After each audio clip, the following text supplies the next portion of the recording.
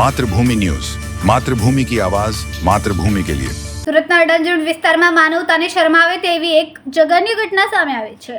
40 વર્ષના યુવાને 5 અને 8 વર્ષની બે માસૂમ દીકરીને ચોકલેટ આપવાની લાલચ આપીને તેના ઘરે લઈ ગયો હતો। અહીં બાળકીઓ સાથે શારીરિક અડપલા શરૂ કર્યા હતા। જો કે 8 વર્ષની દીકરીએ શૌર્ય દર્શાવીને આરોપી સામે હિંમતભેર આગળ આવી અને હાથમાં બચકું ભરીને બચાવ કર્યો હતો। ત્યારબાદ બંને દીકરીઓ ત્યાંથી ભાગી છૂટી હતી। ઘટના અંગે દીકરીના પરિવારે ફરિયાદ નોંધાવતા પોલીસે આરોપીની અટકાયત કરીને વધુ તપાસ હાથ ધરી છે। અડાજણ પોલીસ સ્ટેશનમાં એક ગઈકાલે છેડતીનો અને પોક્સોની કલમ સાથેનો ગુનો નોંધવામાં આવેલો છે।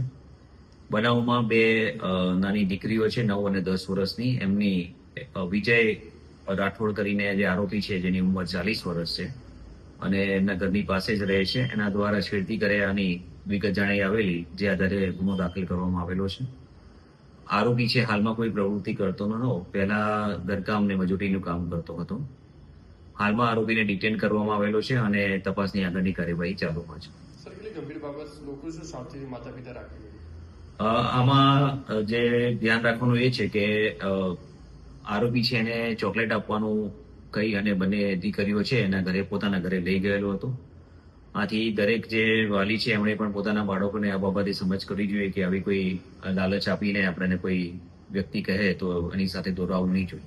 ખૂબ જ ટૂંકા સમયમાં માતૃભૂમિ ન્યૂઝ OTT પ્લેટફોર્મ અને મેગા સિટીમાં કેબલ નેટવર્ક સાથે જોડાઈ જશે, તો જોતા રહો માતૃભૂમિ ન્યૂઝ।